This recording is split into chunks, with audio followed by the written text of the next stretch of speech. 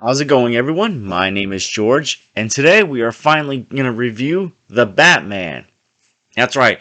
After so many delays, I'm not just talking about the pandemic, but trying to figure out what this movie was going to be and what it was going to be about. Was it going to be a reboot or whatever? After so many delays, we finally get to see The Batman, directed by Matt Reeves, starring Robert Pattinson, Zoe Kravitz, Paul Dano, Colin Farrell, Jeffrey Wright, and so many other great actors. And in this film, we see Batman in year two. He's full of rage, and we see him trying to solve this murder case involving the Riddler.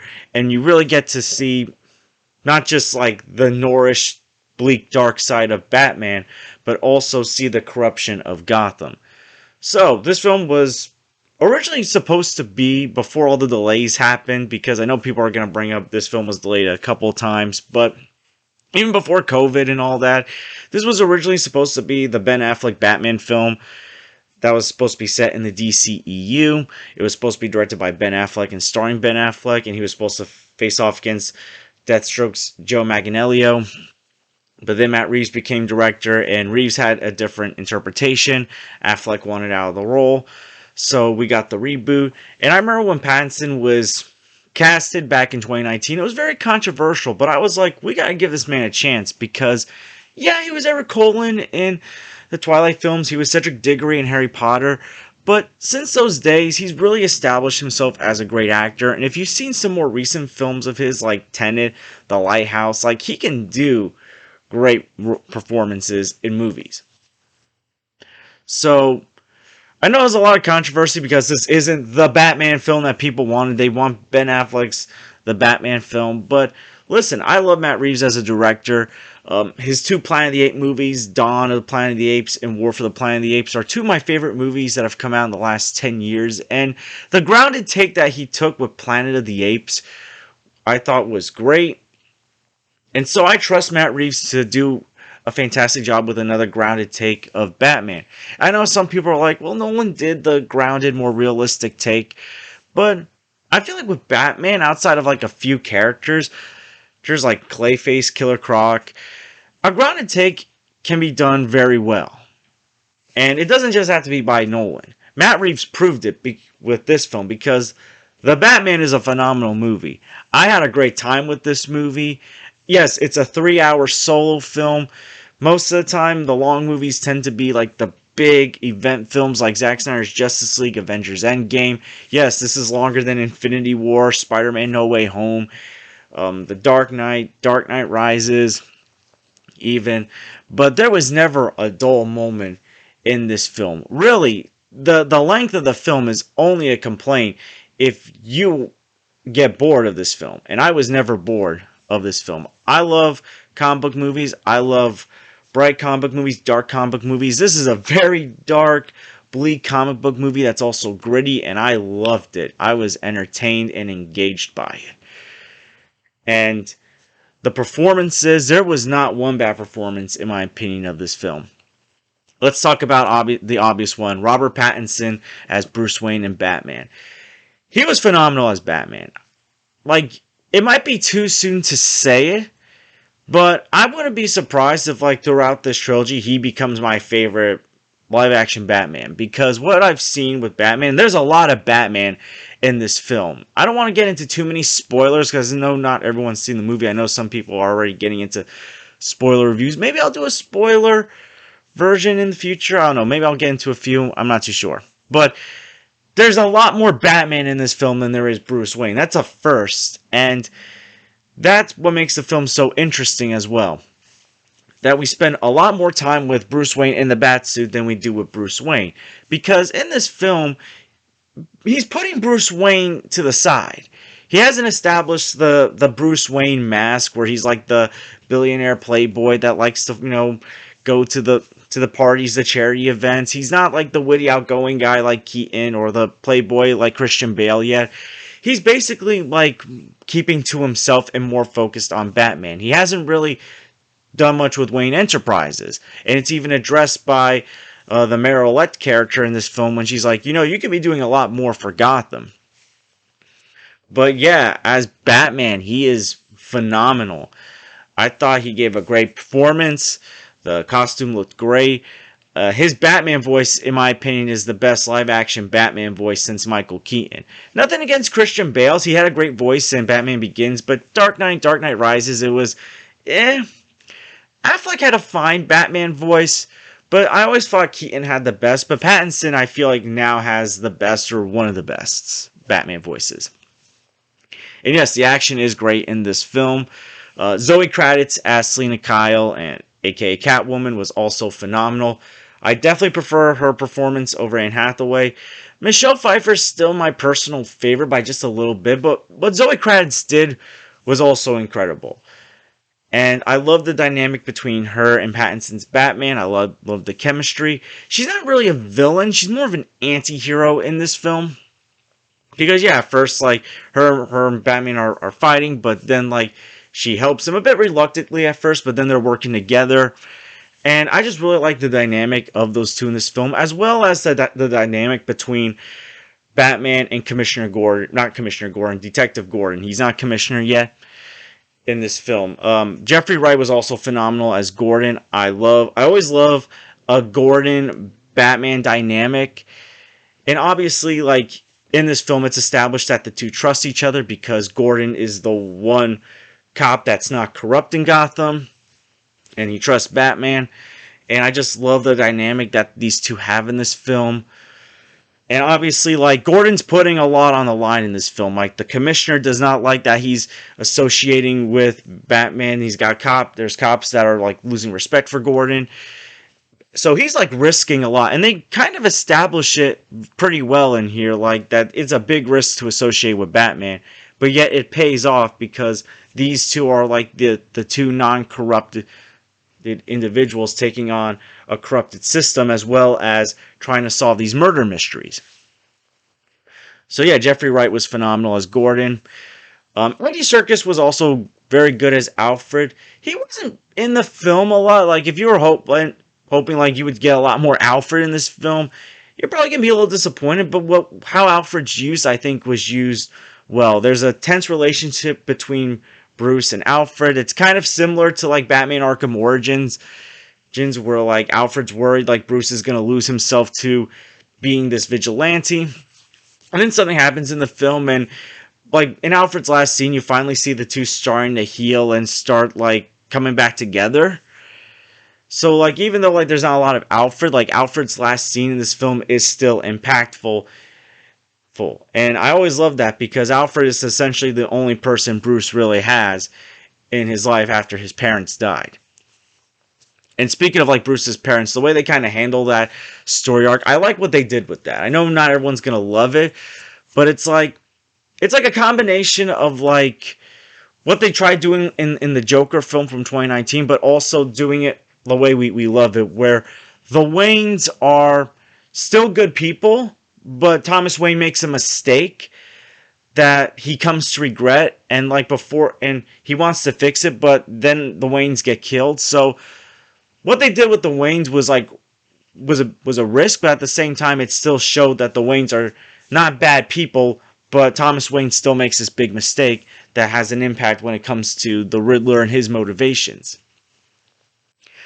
So, as far as the villains go, the three villains in this film are Riddler, Penguin, and Falcone, and all three of them were incredible. Paul Dano as the Riddler was incredible. I know not everyone's going to love this version of Riddler. It's different from other versions. This Riddler is more based on, like, Seven and Zodiac. So, you may not like this interpretation, but in all honesty, when it comes to the Riddler, I always seen the Riddler as Batman's rival in intelligence. So, like, and that's what he does perfectly in this film. And he also, like, inspires this movement of people to support him because he's taking out these people who are corrupt. He's trying to take out this mayor. Well, he takes out this mayor at the beginning of the film. I'm kind of getting into spoilers, so fair warning. Then obviously he goes after the corrupt police commissioner, and there's apparently this rat that they're trying to weed out. So basically, he's, like, throwing the corruption out there as well. So while obviously he's killing people, he's also pointing out how deeply corrupt Gotham really is. So, Riddler was great. Paul Dano did a fantastic job. Colin Farrell as the Penguin. The makeup department definitely needs to be considered for next year's Oscars because he did not look like Colin Farrell. He looked fantastic. It was a great performance. I definitely prefer this version of Penguin over Danny DeVito's. I don't hate Danny DeVito's Penguin. I just feel like this is more of the Penguin that I know than Danny DeVito's. And also, I do prefer Paul Dano's Riddler over Jim Carrey's. Not that I have any problem with Jim Carrey's Riddler. I'm going to do Batman Forever next week. Even John Turturro as Falcone was incredible. I know most people, like people my age, associate John Turturro with being that goofy character from the Transformer films that was a Sector 7 agent that was pretty useless to the plot, that was just there for dumb comedic relief. But yeah, John Turturro, when he does serious roles, he does a great job with them. And he did a great job in this film. And I feel like Falcone's a lot more impactful in this film than he was in Batman Begins.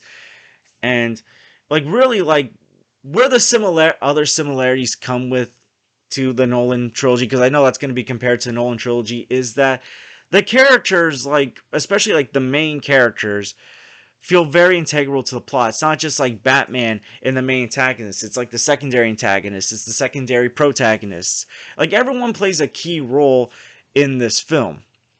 It's not just like one or two characters that are the main focus. As much as I love the Tim Burton films, I felt like that was a problem with the Tim Burton Batman films at times. And yes, Batman is a big focus in this film. This is like, in fact, like Robert Pattinson's like does the narration in this film. And I love that this is like mostly the point of view of Batman. The other thing I love about this film is that this is the most detective-ish Batman film we've gotten. Like you truly see Batman being the world's greatest detective in this film. Now, I love it when Batman kicks butt. I love it when he's fighting criminals, the fighting style, riding on the Batmobile, doing chases. And I'll get into that after this. But one thing that I feel like Batman movies tend to kind of miss out on or not focus enough on is the detective aspect of Batman. He's the world's greatest detective. And the Batman really delves into that, of him being a detective. And I love that we're finally getting into that. It does have like an Alfred Hitchcock mystery kind of feel in this film. And I do enjoy how Alfred Hitchcock films. I know like Hitchcock is a controversial figure. He's done terrible stuff in the past. But his films are still great. And it felt like a Hitchcock film in like a modern day setting with Batman at times. Like I said before, the fighting scenes are great. The costume's great. The Batmobile looks great. I like this Batmobile. I love the Batmobile chase scene, like with the Penguin that was shown in the trailers. It was incredible. Well, not my favorite chase scene. Like I still prefer like the chase scene from like Batman Begins, where like Batman's trying to rush Rachel back to the Batcave. But it's still probably my second favorite chase scene. See, I think they did a fantastic job with that. The look of Gotham, this is probably the best looking Gotham since the Burton films. And it feels heavily inspired by the Arkham games, Gotham City, where it looks bleak. But at the same time, like you do see like when there's the bright lights, they have the bright lights. And really, Matt, at the end of the day, when it comes to the Batman, it's really going to be based off of, do you enjoy like a realistic, grounded take on Batman? Do you not mind that it's almost 3 hours long? Because ultimately, like, you know, people don't like long movies, so it may not be their preference. Some people want to kind of get away from the grounded, realistic approach, and I understand that. But I love those things. I don't mind having 3 hour long solo films. I was very engaged with this film. There was ever a dull moment. Michael Giacchino's score is probably my favorite score of all the Batman scores. And we've gotten some really great Batman scores from Hans Zimmer and Danny Elfman. But this score was great. The way it was utilized was perfect. All in all, just a fantastic film. I really don't have any complaints with this film. The ending really, like a lot of people say, well, they kind of set up what the next film's going to be. But honestly, like I don't think it's setting up the next film. I feel like Matt Reeves has a ton of ideas for this universe. Not just when it comes to the movies, but like spin-offs. Like they want to make an Arkham spin-off show on HBO Max, a Penguin spin-off show on HBO Max. And after Colin Farrell's great performance, he definitely deserves a spin-off show. I would love to see Zoe Kravitz's Catwoman also get a spin-off. I think that'd be great. But like they throw some Easter eggs out there that really, like, it can go in any direction. And Matt Reeves has said, like, hey, I would like to do a grounded take on someone like Mr. Freeze. There are some hints that maybe Hush could later appear down the road. And with this like very dark, gritty universe, I can see Hush being done in the Reeves verse, if I would love to call it that. I don't know. But yeah, all in all, it was a long road to get to the Batman. And it was worth it. It was really worth it. Pattinson was great. You know, the villains were great. Zoe Kravitz was great as Catwoman. The score was fantastic. Gotham looks great. I love the murder mystery that goes on here. As long as like the story of like taking on corruption in Gotham City. There's some twists in this film and like some risks that they take. But it's not like Star Wars The Last Jedi where the risks will like damage the film. I think they actually make the film more interesting and do something new with a Batman film, because you know, after like getting several different Batman on film, like you gotta do something new. And they did, and I felt like they did something new, and they did it perfectly. Well, maybe not perfectly, but like near perfect, because you know some people will be like, well, this was a little done over the top. Like I know some people will say, well, Riddler towards the end was getting a little over the top, but regardless of that stuff I didn't mind it, because Paul Dano just gave a fantastic performance. And oh yeah, the other thing I want to address is they even used the song that they used in the first trailer, Something in the Way. And the last time I saw a movie utilize a song like that from a trailer was like Thor Ragnarok, when they took the immigrant song that they used in the trailer and they actually had it in the movie. And it's like, oh wow, they used the song from the trailer. They do it in this film and they utilize it perfectly. And yeah, Matt Reeves really has won me over with this film. Of course, he originally won me over with his Planet of the Apes films, but as far as like taking on a new Batman franchise, he's really won me over. I've seen he's won a lot of people over. As far as Batman movies go, this is probably a top 3 favorite Batman film of mine. As far as ranking goes, The Dark Knight's still my favorite. This is probably tied with Batman Begins as my second favorite. I probably need to rewatch it again to determine, do I prefer Batman Begins or The Batman. But it's a phenomenal movie. Go check it out. It's worth it. I'm glad it's making a lot of money despite what certain people are saying. Don't let certain people who are annoyed that it's not the Batman movie that they wanted ruin the movie for you. Go check it out. See for yourself. And I'm going to give The Batman an A+. And here's the other thing, the silly Marvel versus DC war. I think as like a comic book movie fan, we should be glad that we just got like 2 bangers of comic book movies back to back. Spider-Man No Way Home and then The Batman. And, well, Morbius is in between The Batman and Doctor Strange too. But what a great time for comic book movies. And I'm loving it. I'm loving that I got 2 fantastic films with 2 of my favorite heroes in Spider-Man and Batman. Go see The Batman. And I want to thank you guys for watching. Please like and subscribe already if you haven't. Please share this with someone that's a Batman fan that wants to see The Batman. And I hope to see you guys real soon. I'm going to finish the other Batman movies, Batman Forever and Batman and Robin, these next 2 weeks. And I'm going to get into certain Marvel movies that I think will be important to watch or kind of tie into Doctor Strange 2 before Doctor Strange 2 comes out. And I hope to see you guys real soon. Take care, everyone.